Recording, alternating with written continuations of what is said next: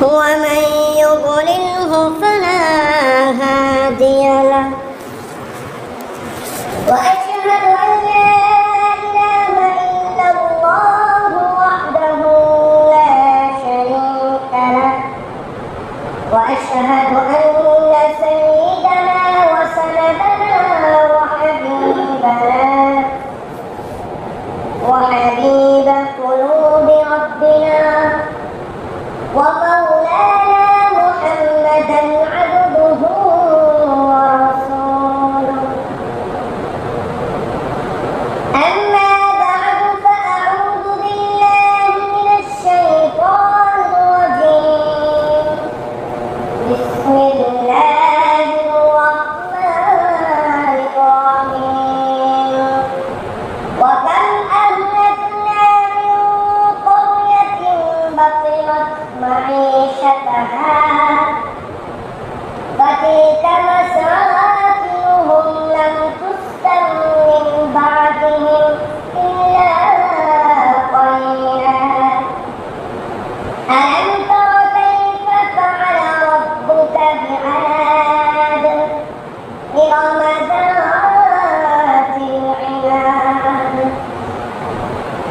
وقال رسول الله صلى الله عليه وسلم لا تدخلوا مساكن الذين ظلموا أنفسهم صدق الله العلي العظيم وصدق رسول النبي الكريم نحن على ذلك من الشاهدين والشاكرين الحمد لله সমস্ত প্রশংসা মহান আল্লাহ পাক রব্বুল আলামিনের জন্য হাজার লক্ষ কোটি দরুদ ও সালাম বর্ষিত হোক সাইয়্যিদুল কওনাইন সাইয়্যিদুল মুরসালিন সাইয়্যিদুন নবিয়্যিন হযরত মুহাম্মদ মুস্তাফা সাল্লাল্লাহু আলাইহি ওয়াসাল্লাম। সম্মানিত মুআজ্জাজ মুসল্লিয়ানে কেরাম, আল্লাহ পাক রব্বুল আলামিন পবিত্র কোরআনে কারীমের ভিতর বলেন ওয়া মা খালাকাতুল জিন্না ওয়াল ইনসা ইল্লা লিয়াবুদুন। আল্লাহ পাক রব্বুল আলামিন তিনি মানুষ এবং জিনকে সৃষ্টি করেছেন একমাত্র কেবলমাত্র শুধুমাত্র তার ইবাদত বন্দেগী করার জন্য। আল্লাহ পাক রব্বুল আলামিন এই মানুষকে দুনিয়াতে পাঠানোর পর তার দায়িত্ব তিনি শেষ করেন, বরং মানুষকে হেদায়েতের জন্য সঠিক রাস্তা দেখানোর জন্য যুগে যুগে তিনি নবী এবং পয়গম্বর রাসূল তিনি প্রেরণ করেছেন। সেই সমস্ত নবীরা আসার পর দুনিয়াতে তার সম্প্রদায়ের লোকদেরকে সঠিক কথা বলে সঠিক বুঝানোর মাধ্যমে তাদেরকে জান্নাত পর্যন্ত পৌঁছানোর রাস্তা দেখিয়ে দিয়েছে। আবার আল্লাহ পাক রব্বুল আলামিন কতক নবী পাঠানোর পর তাদের উম্মত তাদের সম্প্রদায় সেই সমস্ত নবীর কথা মানে নাই। শুধু তাই নয়, মানে তো নাই, বরং নবীর উপর উল্টা আক্রমণ করেছে। কেমন আক্রমণ? বিশাল মারাত্মক আক্রমণ। যার কারণে আল্লাহ তাআলা কিন্তু দুনিয়াতে মানুষ পাঠিয়েছিলেন ইবাদত বন্দেগী করার জন্য, এবং মানুষ যদি খারাপ কাজ করে তাহলে কিন্তু তার উজর তার প্রতিদান মৃত্যুর পরে পাওয়ার কথা ছিল। কিন্তু আল্লাহ পাক রব্বুল আলামিন কোন কোন নবীর উম্মতকে দুনিয়াতে ধ্বংস করে দিয়েছেন। মৃত্যুর পর নয়, যে মৃত্যুর পর তার আযাব গজব হবে, কবরে আযাব হবে, এরকম নয়, দুনিয়াকে ধ্বংস করে দিয়েছে। যেরকম ভাবে আমরা দেখ কবা খাবার মাল গ্রহণ করি না, ডাস্টবিনে ফেলে দেই, আল্লাহ পাক রব্বুল আলামিনের কাছে নবীরা অবজেকশন জানালেন, ইয়া রাব্বুল আলামিন, আমার সম্প্রদায়ের লোক আপনার এই সমস্ত ভান্ডার আর চলবে না, দেখ কবার হয়ে গেছে, তারা আর মানবেই না, এমনকি তাদের সন্তানেরাও মানবে না। আল্লাহ পাক রব্বুল আলামিন তাদের কথা শোনার পর নবীর কথা অনুযায়ী তাদেরকে ধ্বংস করে দিয়েছে। তো এই সমস্ত ধ্বংসপ্রাপ্ত ৬টি সম্প্রদায় আছে। আল্লাহ পাক রব্বুল আলামিন পবিত্র কোরআনে মতান্তরে ৬,৬৬৬টি আয়াত নাযিল করেছেন। কোনো কোনো বর্ণনার মতে একটু এদিক সেদিক আছে, গ্রহণযোগ্য মত হলো এটা। তো তার মধ্যে আল্লাহ পাক রব্বুল আলামিন মাত্র ৫০০ আয়াত নাযিল করেছেন আহকাম, হুকুম, বিধিবিধান, অর্থাৎ কিভাবে নামাজ পড়বো, কিভাবে রোজা রাখবো, কোনটা করলে সব, কোনটা করলে গুনাহ, এই সম্পর্কে। আর অন্যান্য আয়াতের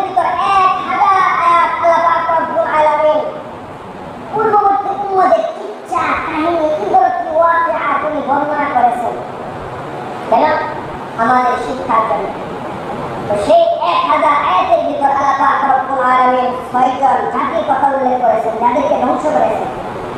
তার মধ্যে এক নম্বর হলো কওমে নূহ, অর্থাৎ হযরত নূহ আলাইহিস সালামের জাতিকে আল্লাহ পাক রব্বুল আলামিন ধ্বংস করে দিয়েছেন।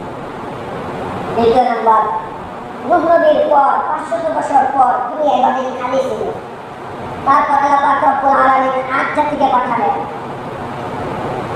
আল্লাহ পাক রব্বুল আলামিন কওমে হুদ অর্থাৎ আদ জাতিকে ধ্বংস করে দিলেন। তাদের নবী ছিল হযরত হুদ আলাইহিস সালাম, তাদেরকে ধ্বংস করে দিলেন।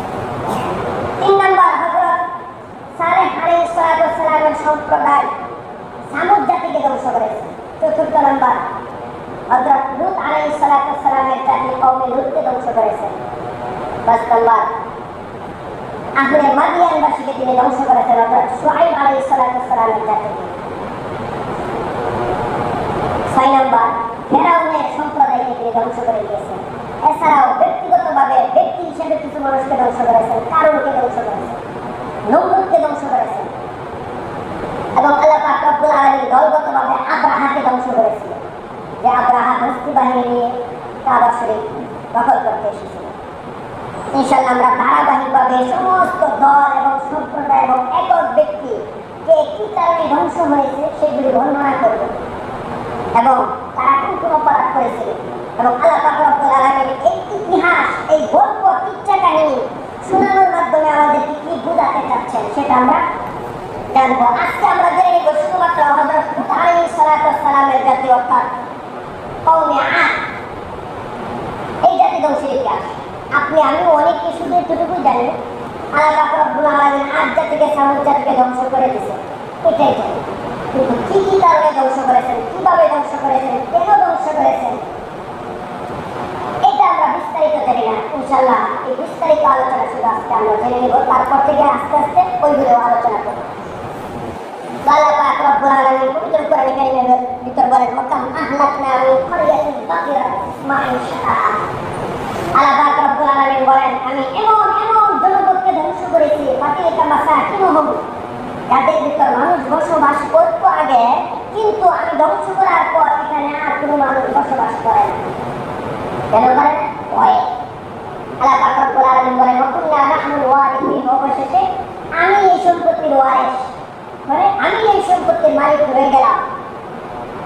এছাড়া এখন আর সে সমস্ত জাতিরা অথবা নতুন কোনো জাতি ওই সমস্ত স্থানে তারা বাড়ি ঘর করে না, ভয় পায়। আজ জাতির অবস্থান কোথায়? আজ জাতির অবস্থান হলো আম্মান থেকে শুরু করে হাজরামাউত এবং ইয়ামান পর্যন্ত, যা বর্তমানে ইয়ামান এবং ওমানের মধ্যবর্তী জায়গায় ভারত উপমহাসাগরের পাশে, এবং সৌদি রাস্তা নূরা নামক উপত্যকায়, এখানে এই আদ জাতির বসবাস ছিল। বর্তমানে জায়গাগুলি খালি পড়ে আছে, এখানে কেউ আর এখন বসবাস করে না। আল্লাহ পাক রব্বুল আলামিন পবিত্র কোরআন কারীমের ভিতর নবীকে উদ্দেশ্য করে বলেন, আলাম তারা কাইফা ফাআলা রাব্বুকা বিআদ ইরাম যাতিল ইমাদ। আল্লাহ পাক রব্বুল আলামিন বলেন, তুমি কি দেখোনি তোমার প্রতিপালক আদ জাতির সাথে কি ব্যবহার করেছে? সুউচ্চ ভবন নির্মাণকারী ইরাম গোত্রের সাথে কি ব্যবহার করেছে? আল্লাতী লাম ইউখলাক মিসলুহা ফিল বিলাদ, যার মতো সুউচ্চ ভবন নির্মাণকারী শহরে তখন পর্যন্ত হয়নি। এই আদ জাতি ছিল আরবের প্রাচীনতম একটি শক্তিশালী গোত্র। তাদের শক্তি কেমন ছিল? আল্লাহ পাক রব্বুল আলামিন বলেন, ইরামা যাতিল ইমাদ, সুউচ্চ ভবন নির্মাণকারী, তারা এমন এমন ভবন নির্মাণ করত, পাহাড় থেকে ভবন নির্মাণ করত। চিন্তা করার বিষয়, বর্তমানে আমরা পাহাড়ে উঠতেই পারি না, আর তারা পাহাড় কেটে কেটে তারপর ভবন নির্মাণ করত। তারা কিরকম ছিল? অনেক উঁচু ছিল। তাফসীরে ইবনে কাবিরের ভিতর লিখেন, তাদের মধ্যে সবচেয়ে উঁচা মানুষটা ছিল 420 হাত। তখন কিন্তু দুনিয়াতে মানুষ ছিল, তবে শুধুমাত্র এই আম্মান থেকে ইয়ামান পর্যন্ত, হাজারামাউত পর্যন্ত যে বসতি আদ থাকতো, শুধুমাত্র তারা এখানে 13টি গোত্র ছিল। আস্তে আস্তে 13টি গোত্র থেকে আরো বিস্তার লাভ করে। এটা মূলত হযরত নূহ আলাইহিস সালামের ছেলে শাম, এই শামের ৫ম ৫ নম্বর বংশধর। এখানে 13টা গোত্র থেকে আস্তে আস্তে বড় হয়। শুধুমাত্র এই গোত্রের ৮ জাতির সম্প্রদায়ের লোক ছিল এরকম। তাফসীর ইবনে কাবিরের ভিতর বলেন তাদের মধ্যে সবচেয়ে ছোট মানুষটা ছিল ৩২০ হাত। আর এক তাফসীরের ভিতর বলেন তাদের মধ্যে সবচেয়ে উঁচা মানুষটা ছিল ৬০ ফিট, আর সবচেয়ে নিচু মানুষটা ছিল ১২ ফিট। আর এক তাফসীরের ভিতর বলেন তাদের মধ্যে সবচেয়ে উঁচু মানুষটা ছিল ২০০ হাত, আর তাদের মধ্যে সবচেয়ে নিচু মানুষটা ছিল ১৫০ হাত। মোট কথা হলো শুধুমাত্র ওই আম্মান থেকে হাজারা মাউতের স্থানের আট যারা ছিল তারা স্বাভাবিকভাবে অন্যান্য মানুষের থেকে অনেক উঁচু ছিল। তারা সাধারণভাবে অন্যান্য মানুষের থেকে অনেক উঁচু ছিল, সাধারণ মানুষের মতো ছিল না, অনেকটা উঁচু ছিল এবং তাদের শক্তি ছিল বিশাল। আল্লাহ পাক রব্বুল আলামিন তাদেরকে এমন শক্তি দিয়েছিলেন এবং তাদেরকে নাজ, নিয়ামত, ধন, সম্পদ, ফসল দ্বারা তাদেরকে আল্লাহ পাক রব্বুল আলামিন একদম ভরপুর করে দিয়েছিলেন। কিন্তু সুখে থাকলে ভূতে কিলাই একটা প্রবাদ বাক্য আছে, তাদেরকে ভূতে কিলানো শুরু করলো।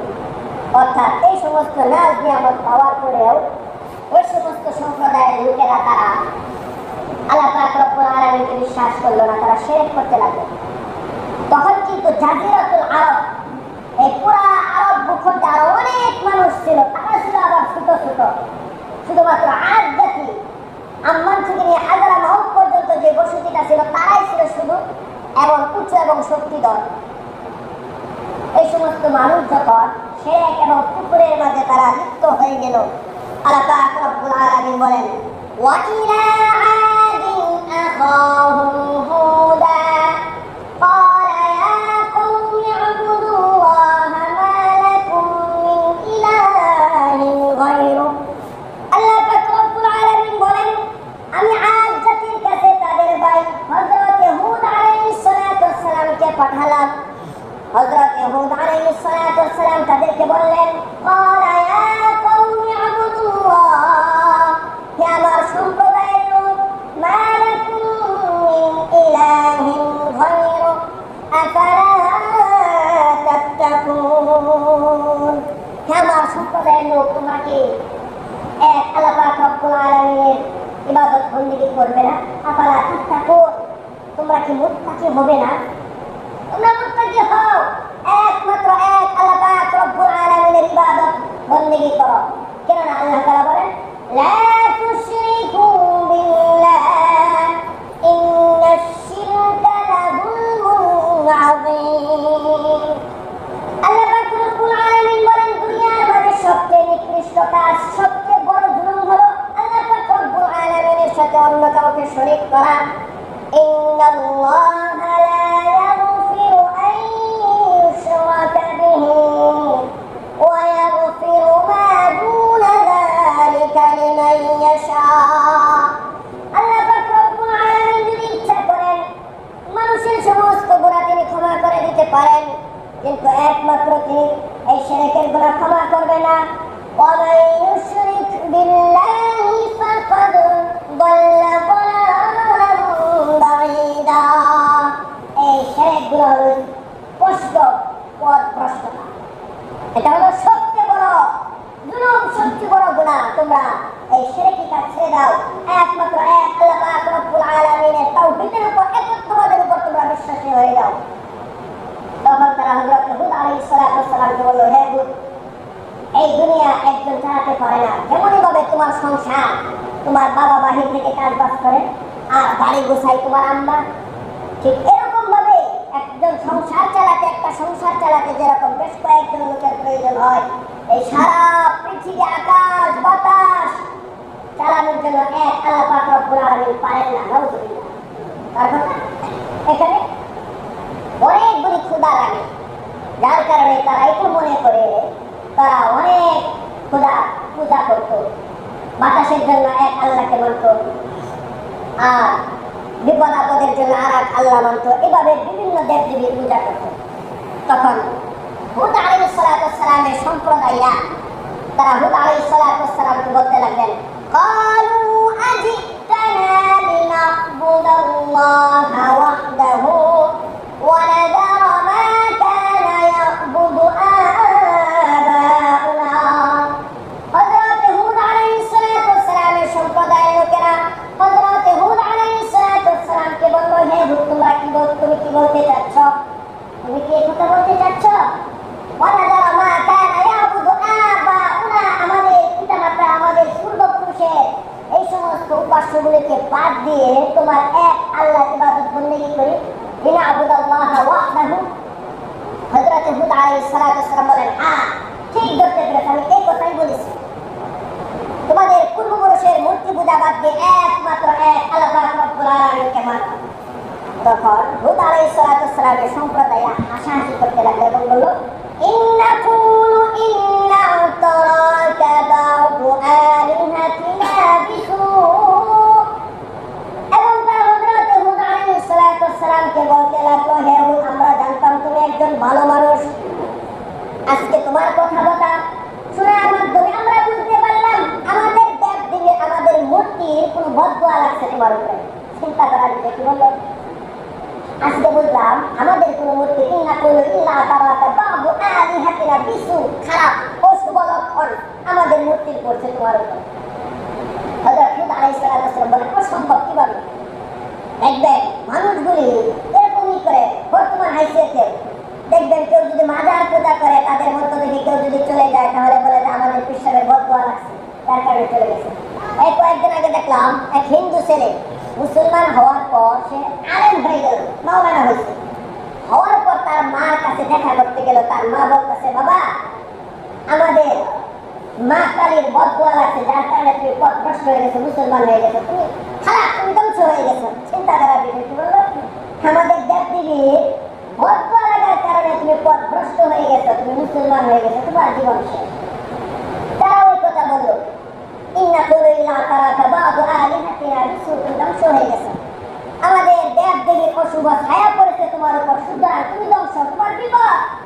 অচিরেই তুমি বিপদ আপদ তোমাকে চতুর্দিক থেকে গ্রাস করে ফেলবে। হযরত হুদ আলাইহিস সালাম তখন শরীরের সমস্ত শক্তিকে একত্র করে বললেন, ক্বালা ইন্নী উশহিদুল্লাহ ওয়াশহাদু আন্নী বারীউম মিম্মা তুশরিকুন। আমি তোমাদেরকে এবং আমার আল্লাহ পাক রব্বুল আলামিনকে সাক্ষ্য রেখে বলতেছি, আমার উপর কোনো তোমাদের দেব-দেবীর অশুভ ছায়া লাগে না। তারা আমাকে কি করবে? মিন দুনিহি ফাকিদুনি জামিআন সুম্মা লা তুনজিরুন। তোমরা সহ তোমাদের সমস্ত দেব-দেবী মূর্তিরা সহ যদি আমার বিরুদ্ধে লাগে, মিন দুনিহি ফাকিদুনি জামিআন সুম্মা লা তুনজিরুন, এমন ভাবে লাগো যে আমাকে কোনো অবকাশ দিও না, তারপরে আমার কিচ্ছু হবে না, তোমরা কিচ্ছু করতে পারবে না। হযরত হুদ আলাইহিস সালাম বললেন, আমার উপর কি ছায়া পড়বে? অশুভ ছায়া। তোমাদের যে দেব-দেবী আছে, একজনের 10টা 12টা করে হাত, তাদের শরীরে যদি পোকা বসে, মাছি বসে, মশা বসে, তারা এগুলি তাড়াতে পারে না, তাহলে আমার কি ক্ষতি করবে? মিন দুনিহি ফাকিদুনি জামিআন সুম্মা লা তুনজিরুন। হযরত হুদ আলাইহিস সালাম বললেন, তোমরা সহ তোমাদের দেব-দেবী আমাকে কোনো কিচ্ছু করতে পারবে না। ইন্নী তাওয়াক্কালতু আলাল্লাহ, আমি একমাত্র ভরসা করি আমার আল্লাহ পাক রব্বুল আলামিনের উপর। মা মিন দাব্বাতিন ইল্লা হুয়া আখিযুন বিনাসিয়াতিহা ইন্না রাব্বি আলা সিরাতিন মুস্তাকিম। আল্লাহ পাক রব্বুল আলামিন এই পৃথিবীর সমস্ত জীবজন্তু, পৃথিবীর সমস্ত কিছুকে এক আল্লাহ পাক রব্বুল আলামিন পরিচালনা করেন। তিনি আমাকে যে রাস্তা দিয়েছেন এটাই হলো সঠিক রাস্তা, তোমরা কোনো কিছু ক্ষতি করতে পারবে না। তখন হুদ আলাইহিস সালামের জাতিরা হযরত হুদ আলাইহিস সালামকে বলতে লাগলো, তুমি ধর্ম ব্যবসা করো, তুমি চাচ্ছ মানুষদেরকে তোমার দিকে দাওয়াত দেওয়ার কারণে আন্তর্জাতিক তুমি দাওয়াত দিলে এবং তো সকলকে তোমার মুরিদ বানানোর জন্য টাকা পয়সা ইনকাম করার জন্য ধর্ম ব্যবসা করতেছে। বর্তমানে এখনো আছে অনেকেই উলামায়ে কেরামকে হুজুরদেরকে বলে তারা নাকি ধর্ম ব্যবসা করে। বোঝা যাচ্ছে ধর্ম ব্যবসায় গালিটা শুধু এখন না, সে পৃথিবীর শুরু লগ্ন থেকে এই সমস্ত গালি চলে এসেছে, ধর্ম ব্যবসা করে বলা হয়েছে। শুধু হুদ না, সমস্ত নবীকে রাব্বিল আলামিন যখন দাওয়াত দিলেন দিনের জন্য, আবু জাহেল আবু লাহাব বলল, হে মুহাম্মদ তুমি ধর্ম ব্যবসা করো, যদি তোমার ধর্ম ব্যবসার উদ্দেশ্য হয় তাহলে তুমি এই ব্যবসা বন্ধ করো। তোমার যদি টাকা পয়সা প্রয়োজন হয় তাহলে মক্কার যত টাকা পয়সা স্বর্ণ গহনা আছে সব তোমার পায়ের নিচে দেই। আর যদি কোনো তোমার মেয়ে উদ্দেশ্য হয় তাহলে এই মক্কার ভিতর সবচেয়ে সুন্দরী মেয়েকে তোমার সাথে বিবাহ নেই। তো তারা কি বললো, তুমি ধর্ম ব্যবসা করো। হযরত হুদ আলাইহিস সালাতু ওয়াস সালাম তখন বললেন, ইয়া কওমি লা আসআলুকুম আলাইহি আজরা ইন আজরিয়া ইল্লা আলাল্লাযী ফাতারানি আফালা তাকিলুন। হযরত হুদ আলাইহিস সালাতু ওয়াস সালাম বললেন, ইয়া কওমি, হে আমার সম্প্রদায়ের লোক, লা আসআলুকুম আলাইহি আজরা, তোমাদের কাছ থেকে আমি কোনো টাকা পয়সা কোনো উজরা কোনো প্রতিদান আশা করি না। আমার প্রতিদান একমাত্র আল্লাহ পাক রব্বুল আলামিন দিবেন। আফালা তাকিলুন, তোমরা কি ভয় করবে না? তোমাদেরকে বুদ্ধি শুদ্ধি হবে না? কি বলতেছে এগুলো? হযরত মুসা আলাইহিস সালাতু ওয়াস সালাম তখন বললেন, মা উতীতুম মিন শাইইন ফামাতাউল হায়াতিদ দুনিয়া ওয়া যিনাতুহা ওয়া মা ইনদাল্লাহি খায়রু ওয়া আবকা ফালা তাকিলুন। আমার সম্প্রদায়ের লোক, আল্লাহ পাক রব্বুল আলামিন তোমাদেরকে টাকা পয়সা ধন দৌলত অনেক নাজ নিয়ামত দিয়েছে, সুতরাং তোমরা এখন এক আল্লাহ পাক রব্বুল আলামিনকে বিশ্বাস করো, তাহলে আল্লাহ পাক রব্বুল আলামিন তোমাদের ধন সম্পদ বাড়িয়ে দিবেন না, এবং মৃত্যুর পরেও তোমাদেরকে অনেক ধন সম্পদ টাকা পয়সা নাজ নিয়ামত তারা বলে ফেলবেন, জান্নাতে সুউচ্চ মাকাম দান করবেন তোমাদের। জান্নাতে কি করবেন? আল্লাহ পাক রব্বুল আলামিন তোমাদেরকে সুন্দর স্থানে জায়গা দিবেন। তখন তারা বলতে লাগলো, আয়াহসাবু আল্লাহ নাজমা আইযামা, মৃত্যুর পর নাকি আবার জীবিত হতে হবে? এই পাগল কি বলে, অসম্ভব। ওই আমাদের বাপদাদারা তো অনেকে মারা গেল, কেউ তো ফিরে আসলো না। তুমি যখন প্রশ্ন করলে, তাহলে যদি এই আশায় থাকে তাহলে তোমরা তোমাদের দেব দেবীর পূজা করো কেন? বলে শান্তির জন্য। বলে কিসের শান্তি? তারা বলতে লাগলো, আমরা এই আশায় দেব দেবীর পূজা করি যে আমাদের মৃত্যুর পর আমরা জীবিত হব না, এই কথা ঠিক, তবে আমাদের আত্মার উপর যেন দেব দেবীরা শান্তি দেয়, এই জন্য পূজা। হযরত হুদ আলাইহিস সালাতু ওয়াস সালাম বললেন, আল্লাহ পাক রব্বুল আলামিন আবার জীবিত করবেন। আল্লাহ পাক রব্বুল আলামিন বলেই দিয়েছেন, ইয়াহসাবু আন্না নাজমা ইযামা বালা কাদিরিনা আলা আন নুসাউবিয়া বানানা। আল্লাহ পাক রব্বুল আলামিন বলেন, আমি তো তোমাদেরকে পুনরায় সৃষ্টি করব এবং তোমাদের হাতে ধগা পর্যন্ত, হাড্ডি পর্যন্ত, নখ পর্যন্ত একদম সোজা করে সৃষ্টি করে দেব। তাই এই কথা হযরত হুদ আলাইহিস সালাতু ওয়াস সালাম তাদেরকে এই কথা বললেন, তোমরা এখনো সময় আছে, এক আল্লাহ পাক রব্বুল আলামিনকে বিশ্বাস করে নাও। তারা মানল না। হযরত হুদ আলাইহিস সালাতু ওয়াস সালাম আবার বললেন, ইয়া কওমি ইস্তাগফিরু রাব্বাকুম সুম্মা তুবু ইলাইহি ইউরসিলিস সামাআ আলাইকুম মিদরারা। আমার সম্প্রদায়ের লোক, তোমরা এক আল্লাহ পাক রব্বুল আলামিনের কাছে তওবা করো, তোমাদের সব গুনাহ ক্ষমা করে দিবেন। তোমরা কেন বুঝো না? মাত্র 500 বছর আগে আল্লাহ পাক রব্বুল আলামিন হযরত নূহ আলাইহিস সালাতু ওয়াস সালামের জাতিকে ধ্বংস করে তোমাদেরকে আবার বানিয়েছেন। এই কিছুদিন আগে, 500 বছর আগে তারা ধ্বংস হলো। এই সমস্ত ইতিহাস তোমরা কি বুঝো না? তোমাদের মাথায় ঢুকে না? ওয়া কওমি ইস্তাগফিরু রাব্বাকুম, তোমরা তওবা করো আল্লাহর কাছে, সুম্মা তুবু ইলাইহি, আল্লাহর কাছে দিকে ফিরে আসো, তওবা করো, ইস্তিগফার করো, আল্লাহ পাক রব্বুল আলামিন তোমাদেরকে ক্ষমা করে দিবেন। শুধু ক্ষমাই না, ওয়া ইয়াজিদুকুম কুওয়াতান ইলা কুওয়াতিকুম, তোমাদের শক্তিকে আরো বাড়িয়ে দিবেন। তোমাদের এখন যেমন শক্তি আছে, পাহাড় পর্বত কেটে তোমরা বড় বড় কারুকার্য বানাতে পারো, বড় বড় ভবন নির্মাণ করতে পারো, যে ভবন পৃথিবীতে কোথাও সৃষ্টি হয় না। আল্লাহ পাক রব্বুল আলামিন ওয়া ইয়াজিদুকুম কুওয়াতান ইলা কুওয়াতিকুম, তোমাদের শক্তিকে আরো বৃদ্ধি করে দিবেন। তখন তারা বলল, যদি আমরা না মানি? হযরত হুদ আলাইহিস সালাতু ওয়াস সালাম বলেন, ওয়ালা তাওয়াল্লাউ মুজরিমিন, তোমরা যদি ফিরে আসো, এখান থেকে যদি ফিরে যাও হক পথ থেকে, তাহলে তোমরা মুজরিমিন, অপরাধী হয়ে যাবে। তারা বলল, যদি হয় তখন কি হবে? হযরত হুদ আলাইহিস সালাতু ওয়াস সালাম বলেন, ওয়া ইস্তাখলিফ রাব্বাকুম কওমান গায়রাকুম ওয়া লা তাদুররুনাহু শাইআ, আল্লাহ পাক রব্বুল আলামিন তোমাদেরকে ধ্বংস করে দিবেন। ধ্বংস করার পর তোমাদের জায়গায় অন্য আরেক জাতিকে আল্লাহ তাআলা নিয়ে আসবেন। ওয়া ইস্তাখলিফু রাব্বি কওমান গায়রাকুম ওয়া লা তাদুররুনাহু শাইআ, তখন তোমরা আল্লাহ পাক রব্বুল আলামিনের কিচ্ছু করতে পারবে না, কোনো ক্ষতি করতে পারবে না।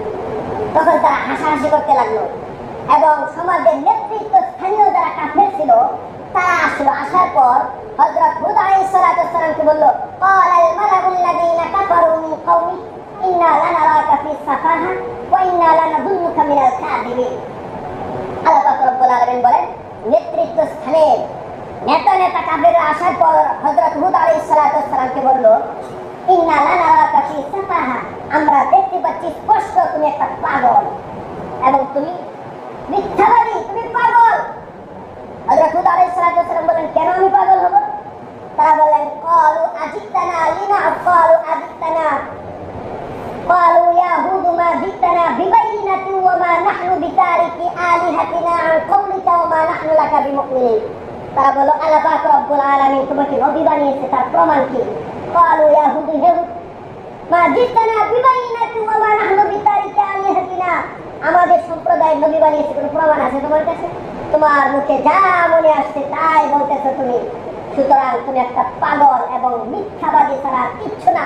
ফাতিনা বিমা তাইদুনা ইন কুনতা মিনাস সাদিকিন, তুমি যদি সত্যি নবী হয়ে থাকো তাহলে আমাদের উপর আযাব গজব নিয়ে আসো, আমরা আযাব গজবের জন্য অপেক্ষমান, আমরা অপেক্ষা করতেছি। চিন্তা করার বিষয়, কতটুকু নির্মল, কতটুকু খারাপ প্রকৃতির মানুষ হলে এই ধরনের কথা বলতে পারে। তারা হযরত হুদ আলাইহিস সালাতু ওয়াস সালামকে চ্যালেঞ্জ ছুড়ে দিল, বলল, হে হুদ, আমরা তোমাকে এবং তোমার আল্লাহকে চ্যালেঞ্জ ছুড়ে দিলাম, যদি পারো ফাতিনা বিমা তাইদুনা ইন কুনতা মিনাস সাদিকিন, নিয়ে আসো আযাব গজব। তাদের ভিতরে অহংকার ছিল অনেক বেশি। ফাআম্মা আদু ফাস্তাকবারু ফিল আরদি বিগাইরিল হক, তারা দুনিয়ার ভিতরে অহংকার করত।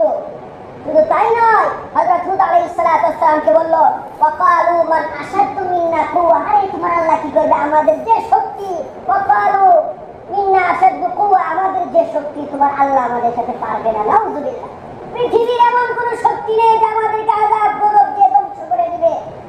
আমাদের এমন শক্তি কেউ পারবে না, কারণ তারা দেখতে লম্বা। একটু আগে বর্ণনা দিয়েছিলাম কতটুকু লম্বা, তাদের শরীরের শক্তি অনেক। তাফসীরে কাবীরের ভিতর বর্ণনা করে তারা যখন মারামারি করতো, তাল গাছ এক টান দিয়ে উপড়ে ফেলতে পারতো, তারপর তারা মারামারি করতো। এবং জাজিরাতুল আরবের অন্যান্য গোত্রের লোকেরা অবাক হয়ে যেত তাদের শক্তি আর তাদের দৈহিক গঠন দেখে। এত লম্বা মানুষ, এত শক্তি তাদের। আল্লাহ পাক রব্বুল আলামিনের নির্দেশে তখন হযরত হুদ আলাইহিস সালাতু ওয়াস সালাম বলেন, আওয়ালাম ইয়ারাউ আন্নাল্লাহা আল্লাযী খালাকাহুম হুয়া আশাদ্দু মিনহুম কুওয়া, তোমাদের এত শক্তি আর যে আল্লাহ তোমাদেরকে বানিয়েছে তার শক্তি তোমাদের থেকে আরো হাজার কোটি গুণ বেশি। সুতরাং তোমরা ফিরে আসো এক আল্লাহ থেকে, নয়তো তোমাদেরকে আযাব গজব দিয়ে আল্লাহ পাক রব্বুল আলামিন ধ্বংস করে দিবেন। কিন্তু তারা কখনোই হযরত হুদ আলাইহিস সালাতু ওয়াস সালামের কথা মানল না। তারা আরো কি বলল? পাগল বলতে লাগলো হযরত হুদ আলাইহিস সালাতু ওয়াস সালামকে। হযরত হুদ আলাইহিস সালাতু ওয়াস সালাম বললেন, ওয়া কওমি, হে আমার সম্প্রদায়ের লোক, আমি কোনো পাগল নই, আমি কোনো নির্বোধ নই, আমাকে আল্লাহ পাক রব্বুল আলামিন পাগল বানায়নি। উবাল্লিগুকুম রিসালাতি রাব্বি ওয়া আনা লাকুম নাসিহুন আমিন, বরঞ্চ আমি একজন তোমাদের জন্য নিরাপদ, একজন পথ প্রদর্শক, একজন উপদেশকারী। আমি চাই তোমাদেরকে উপদেশ দিয়ে যেন তোমাদেরকে জান্নাতে নিয়ে যেতে পারি। তারা বলল, তুমিও যাও, তোমার আল্লাহও যাও, যদি পারো যাও, ক্ষতি করো, ফাতিনা বিমা তাইদুনা ইন কুনতা মিনাস সাদিকিন, অপেক্ষা করতেছি, যাও, এত পেছাল পাই না। কি বলল? হযরত হুদ আলাইহিস সালাতু ওয়াস সালামকে তাড়িয়ে দিল। হযরত হুদ আলাইহিস সালাতু ওয়াস সালাম বলে গেল, আযাব কিন্তু চলে আসবে, আমি চ্যালেঞ্জ করে গেলাম। তারা বলল, আমরাও চ্যালেঞ্জ করলাম তোমার সাথে এবং তোমার আল্লাহর সাথে। নাউযুবিল্লাহি মিন যালিক।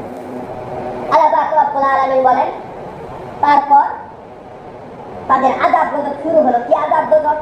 একটানা প্রথম 3 বছর পর্যন্ত কোনো বৃষ্টি হয়নি। অনাবৃষ্টিতে ফসলগুলি নষ্ট হচ্ছিল, তাদের খাবারের সংকট পড়ে গেল। বর্তমানে কিন্তু আমাদের বৃষ্টি না হলেও তেমন সমস্যা নেই, আমরা কি করি, মেশিন দ্বারা ক্ষেত খামারে পানি দিতে পারি, আমাদের সাপ্লাই আছে, পানি তোলার জন্য এখান থেকে পানি খেতে পারি। কিন্তু তখন তো এই ধরনের সাপ্লাই ছিল না যে ক্ষেতের ভিতর তারা এই ধরনের সেচনের মাধ্যমে তারা ফসল করবে, খেজুর উৎপন্ন করবে, গম আটা উৎপন্ন করবে, এগুলো কোনো সিস্টেম ছিল না। এবং তারা কূপ থেকে পানি খেত এবং বৃষ্টি পড়ার পর তারা বড় বড় পাত্রের ভিতর পানি জমে রাখতো পরে বা পানি খাওয়ার জন্য। আর যখন 3 বছর ধরে বৃষ্টি নেই, তাদের পশুগুলি পানিতে কষ্ট করতে লাগলো, তাদের খাবার উৎপন্ন হলো না, ফসলগুলি নষ্ট হয়ে যেতে লাগলো, তারা খাবারে খুব কষ্ট করতে লাগলো। তখন হযরত হুদ আলাইহিস সালাতু ওয়াস সালাম আবার আসলেন, বললেন তাদেরকে, ওয়া কওমি ইস্তাগফিরু রাব্বাকুম সুম্মা তুবু ইলাইহি, হে আমার সম্প্রদায়, তোমরা এখনো সময় আছে, আল্লাহর কাছে তওবা করো। ইউরসিলিস সামাআ আলাইকুম মিদরারা, আল্লাহ তাআলা তোমাদেরকে বৃষ্টি দিবেন, তোমাদেরকে আবার সুন্দর জীবন দান করবে, তোমরা ফিরে আসো। তারা বলল, আমরা ফিরে আসছি, তওবা করতেছি। বলল কিভাবে তওবা করা? হুদ আলাইহিস সালামের সম্প্রদায়ের লোক বলল, আমরা প্রতিদিন সকাল সন্ধ্যা দুপুর সারাক্ষণই তওবা করি বৃষ্টি আসার জন্য। হুদ নবী বলল, তাহলে তো আমার কাছে আসলে না, তোমরা মুসলমান হলে না, কিভাবে তওবা করো? কোথায়? আমার আল্লাহ সম্পর্কে তো তোমরা জানো না, আমার কাছে আসো। তখন তারা বলল, তোমার আল্লাহর কাছে আমরা তওবা করি না। কার কাছে? আমাদের বাপ দাদার আল্লাহ যারা মূর্তি পূজা করতে, মূর্তি পূজার কাছে আমরা প্রতিদিন তওবা করতেছি। নাউযুবিল্লাহ মিন যালিক। তারা কি বলল? আমাদের পিতামাতা যেগুলো উপাস্য করতে, এগুলোর সাথে আমি প্রতিদিন আমরা তওবা করতেছি, তোমার আল্লাহর কাছে যাওয়া দরকার নেই, আমরা মানি না। আল্লাহ হুদ আলাইহিস সালাম বললেন, ঠিক আছে, তাহলে আযাব গজবের জন্য অপেক্ষা করো। তারা বলল, ঠিক আছে, অপেক্ষা করতেছি, যাও, তুমি যদি সত্যিকার নবী হয়ে থাকো আযাব গজব নিয়ে আসো। হযরত হুদ আলাইহিস সালামের সাথে রাস্তাঘাটে দেখা হলে তারা দুষ্টামি করতো। তারা বলতো, কি গো হুদ, তোমার আল্লাহ আযাব গজব কোথায় আসে না? আল্লাহ পাক রব্বুল আলামিন বলেন, ফাআম্মা রাআহু মুস্তাকবিলান আদিয়াতুন। আল্লাহ পাক রব্বুল আলামিন বলেন, এইভাবে যখন বৃষ্টি হলো না, 3 বছর পর বৃষ্টি দেখা দিল। একদিন সন্ধ্যাবেলায় হঠাৎ করে তারা বৃষ্টি দেখতে পেল। বৃষ্টি দেখার পর তারা আনন্দে বাড়ি থেকে বের হয়ে গেল উপত্যকার দিকে। ফালাম্মা রাআহু আরিদাম মুস্তাকবিলা আওদিয়াতিহিম, তারা অগ্রসর হয়ে গেল আর চিল্লাচিল্লি করতে লাগলো, এই বৃষ্টি আসতেছে, বৃষ্টি আসতেছে, লও সবাই যায়। তারা আনন্দে নাচানাচি করতে শুরু করে দিল এবং একে অপরকে বলতে লাগলো, ক্বালু হাযা আরিদুম মুমতিরুনা, বৃষ্টি আসতেছে। হযরত হুদ আলাইহিস সালাম বললেন, বাল হুয়া মাস্তাজালতুম বিহি রিহুন ফিহা আযাবুন আলীম, এটা কোনো বৃষ্টি নয়, এটা আল্লাহ পাক রব্বুল আলামিনের কাছ থেকে আযাবুন আলীম, এক কঠিন বড় আযাব। এটা বৃষ্টি না, বড় আযাব। তখন তারা হাসতে হাসতে বলল, তোমার আযাব তো দেখলাম 3 বছর ধরে, এখনো একদিন আনতে পারলা না, যাও পারলে নিয়ে আসো। আল্লাহ পাক রব্বুল আলামিন বলেন, ফারসালনা আলাইহিম রিহান সারসারা, তার কিছুক্ষণ পরে আল্লাহ পাক রব্বুল আলামিন এমন ভাবে তাদেরকে বাতাস দিলেন। আল্লাহ পাক রব্বুল আলামিন বলেন, আমি তাদেরকে ঝঞ্ঝাবায়ু দিয়ে বাতাস দিয়ে ধ্বংস করলাম। কিরকম? এই যে সন্ধ্যাবেলায় তারা বের হলো, তারপর থেকে প্রচন্ড ঝোড়ো হাওয়া শুরু হয়ে গেল এবং আকাশ থেকে পাথর পড়তে লাগলো। তারা খুব দ্রুত ঘরে ফিরে গেল। আল্লাহ পাক রব্বুল আলামিন বলেন, ওয়াসাখখারনা আলাইহিম সাবআ লায়ালি ওয়া সামানিয়াতা আইয়ামিন হুসুমান ফাতারাল কওমা ফিহা সারআ।